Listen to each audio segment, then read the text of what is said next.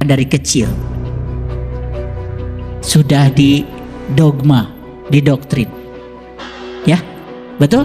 Kepercayaannya apa, agamanya apa, bahkan bajunya apa, sesuai dengan orang tua, tidak pernah ditanya. Jadi lingkungan mengajarkan wajah palsu dan bertopeng. Orang tua saya, Pak, Baitullah tuh di mana? Bapak saya bilang, ya di Mekah, nak. Di Mekah. Yang Ka'bah itu, Pak? Iya. Berarti Allah ada di sana? Enggak.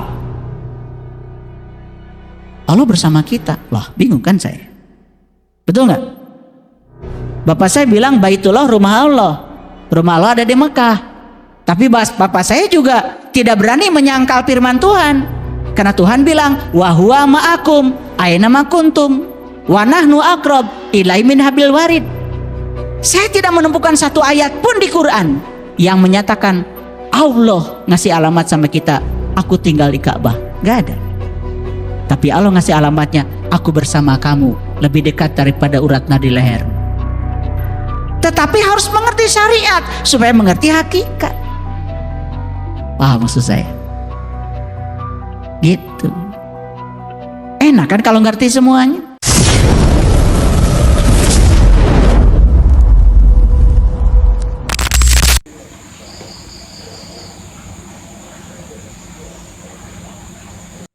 Kalau sudah besar nanti kamu jadi apa? Jadi pilot. Gak ada yang saya ingin yang punya maskapainya, gak ada. Jadi apa kamu? Jadi dokter. Gak ada yang cita-citanya saya ingin yang punya rumah sakitnya, yang gaji dokternya.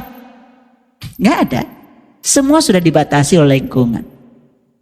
Padahal boleh nggak? Boleh nggak? Oh. Ada teman saya marah ketika anaknya, ya, jadi ada anaknya tinggi besar, lucu anaknya, kemudian bertamu di rumah teman saya. Saya lagi di situ. Ditanya tuh sama tamu itu, nak kamu ganteng banget, kamu nanti pasti jadi pilot ya? Sembarangan, kata teman saya itu. Ini yang punya maskapainya. Marah ya, kenapa? Sembarangan kamu, jangan masukkan di otak anak saya yang aneh-aneh gitu. Jadi kan kita mengira kalau kita, kamu ganteng nanti jadi pilot, dikiranya sudah benar gitu kan? Apa tidak pengen gitu yang punya pesawatnya? Betul nggak? Nah rupanya teman saya cita-citanya anak ini jadi yang punya pesawatnya, bukan pilotnya. Tapi ada yang masuk info ke situ, kan bahaya itu. Dan kita menganggap itu biasa-biasa saja. Padahal kita sedang membentuk orang lain di jalan yang direncanakan oleh kita, bukan direncanakan oleh semesta. Lingkungan di mana kita dilahirkan tidak memungkinkan untuk menjadi diri sendiri dengan wajah asli. Setuju? Setuju Bapak Ibu? Ayo sekarang kita sendiri introspeksi, ya. Ada yang lahir kan anak kita, ada yang lahir kan cucu kita. Betul? Coba. Apakah kita memberikan ruang gerak kepada mereka? Memberikan? Nyaris tidak. Bahkan dari kecil sudah didogma, didoktrin. Ya, betul? Kepercayaannya apa, agamanya apa, bahkan bajunya apa, sesuai dengan orang tua, tidak pernah ditanya. Jadi lingkungan mengajarkan wajah palsu dan bertopeng, lalu menjadi pura-pura baik. Betul? Betul apa tidak omongan saya? Yuk, kita bicara secara saintifik ya, pelan-pelan. Lalu kita ini masuk dalam pengkondisian. Kita ini sebetulnya sekarang bukan pohon yang asli. Kita ini sudah jadi pohon plastik. Pohon tiruan. Tiruan dari lingkungan. Pohon plastik tumbuh nggak? Mirip nggak? Mirip. Hidup nggak? Mati. Seperti itu kita hari ini.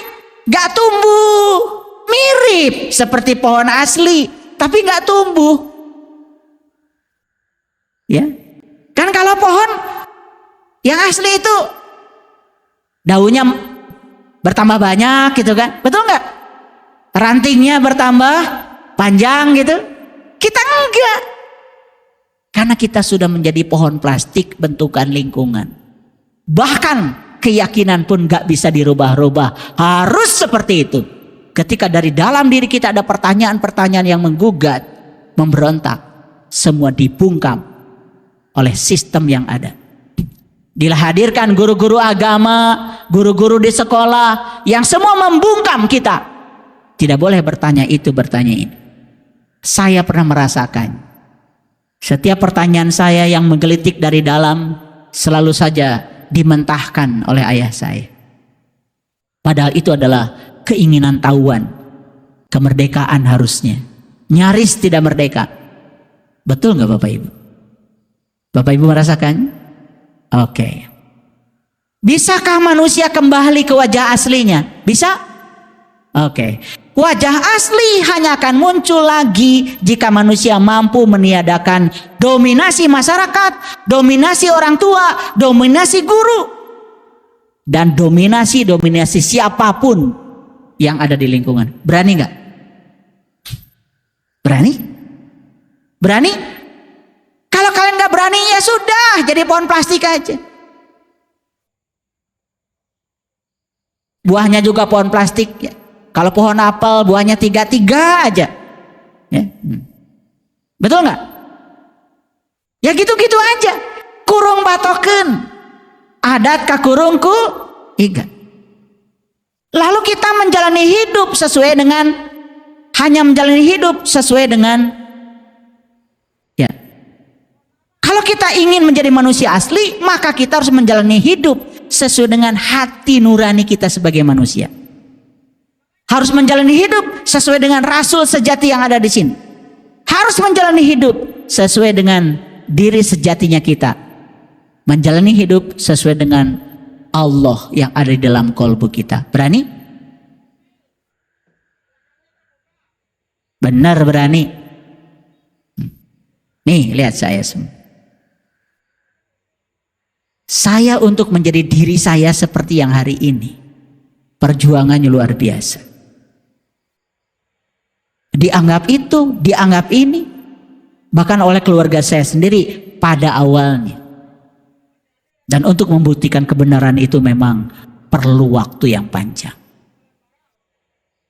Tapi karena saya mau keluar, saya tidak mau mengikuti kebanyakan orang. Apalagi itu tidak masuk akal. Saya bertanya yang sederhana aja sama orang tua saya. Pak, Baitullah tuh di mana? Bapak saya bilang, ya di Mekah nak. Di Mekah. Yang Ka'bah itu Pak? Iya. Berarti Allah ada di sana? Enggak. Allah bersama kita. Lah bingung kan saya. Betul nggak? Bapak saya bilang Baitullah rumah Allah. Rumah Allah ada di Mekah. Tapi bapak saya juga tidak berani menyangkal firman Tuhan.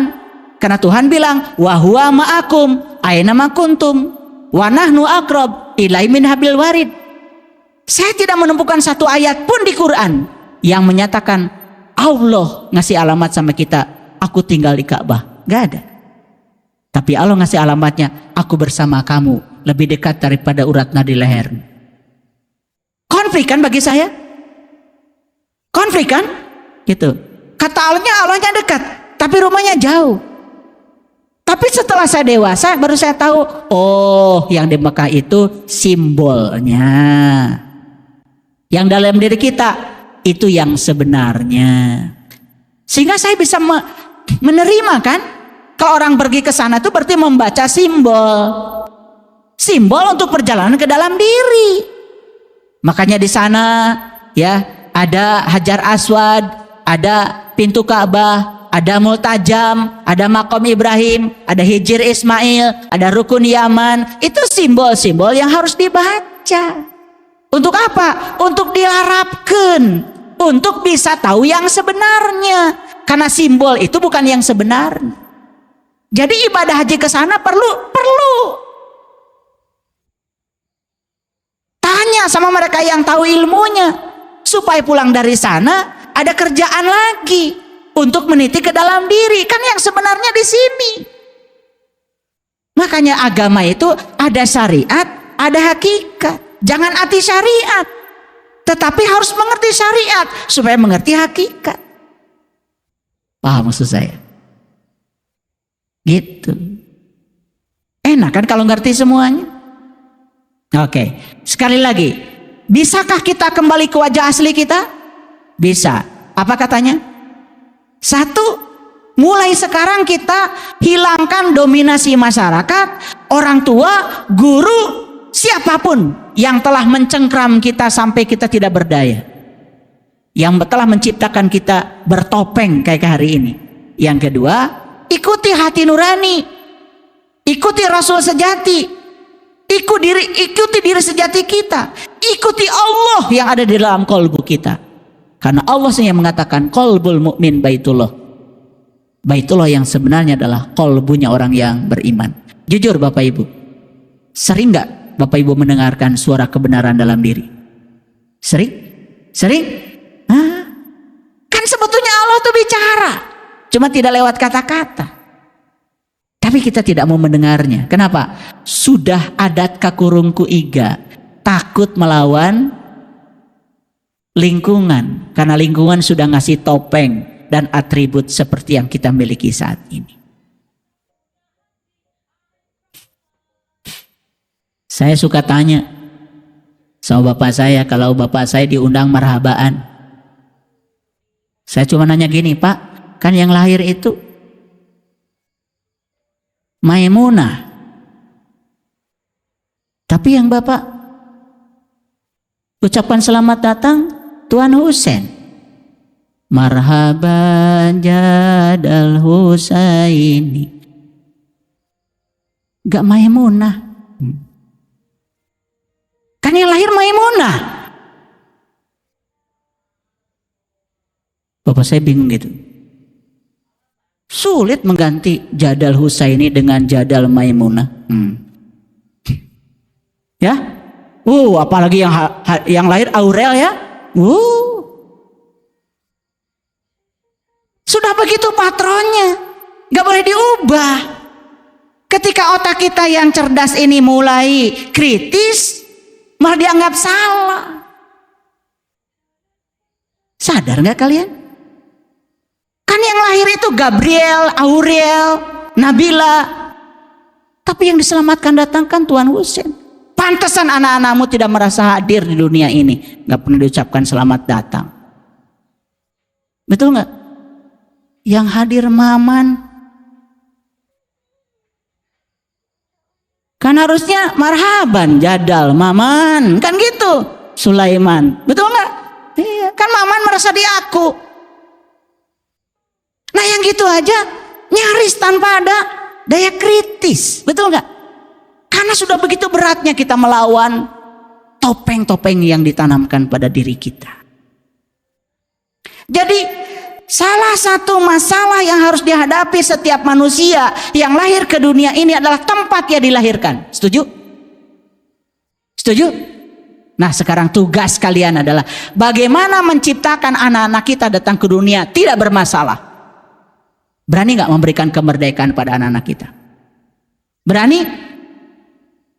Profiling dulu. Tipe otaknya apa? Cara berpikirnya bagaimana? Kesenangannya apa? Senangnya main bola, tata jongan tileletik, main bola. Kalian paksa jadi ahli matematika, stres. Betul nggak? Iya. Dari kecil tinju-tinju aja.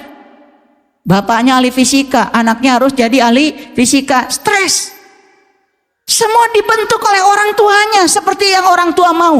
Bahkan orang tua itu ikut campur urusan pendidikan, ikut campur urusan pekerjaan, ikut campur urusan jodoh.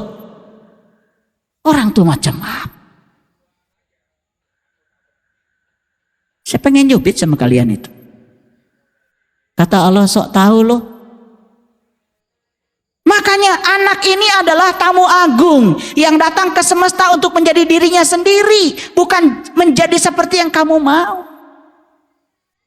Tidak sadar bahwa sekarang anak-anak di kedewasaannya sudah bertopeng menjadi diri palsu buatan kita sendiri. Keberadaan manusia dan niat dunia tidak sejalan. Setuju? Jadi kenapa orang sekarang banyak yang salah tempat? Karena Pak, keberadaan dia di dunia ini tidak sesuai dengan niat dunia. Tidak sesuai dengan niat Allah, niat semesta. Padahal Allah bilang di Quran, "Wallazi yusawwirukum fil arham kaifa yasha." Aku adalah arsitek agung. Aku yang menciptakan anak-anak kalian. Karena anak-anak kalian adalah anak-anakku. Dan mereka lahir ke dunia ini untuk menjadi kepanjangan tanganku, menjalankan visi dan misiku, bukan untuk menjalankan rencana-rencanamu. Sadar nggak? Sadar? Nih.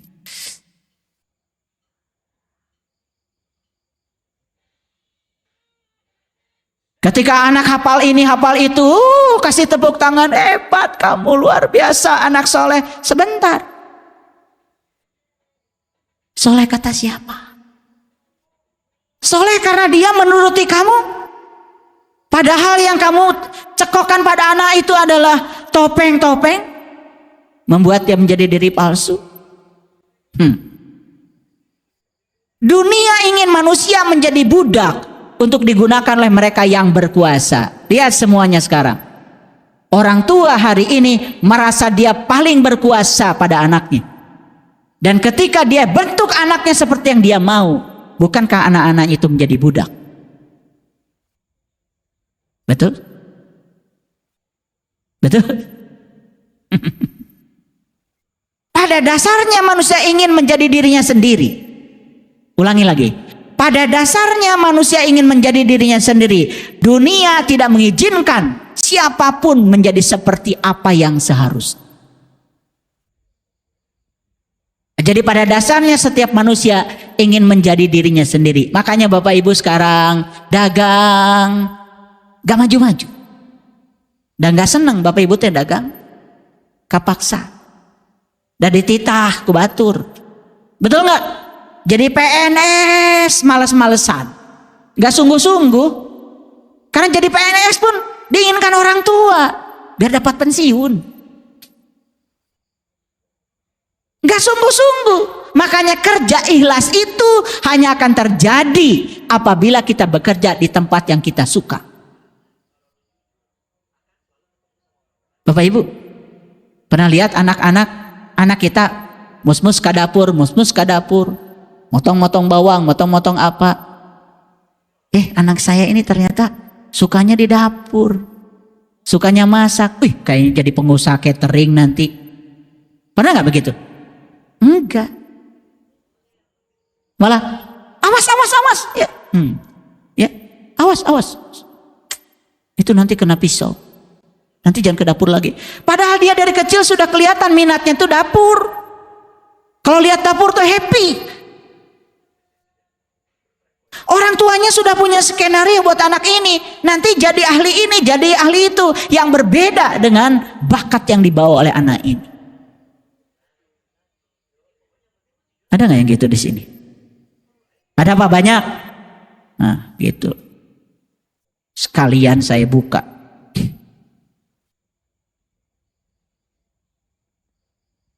Akhirnya apa? Manusia ini jadi komoditas.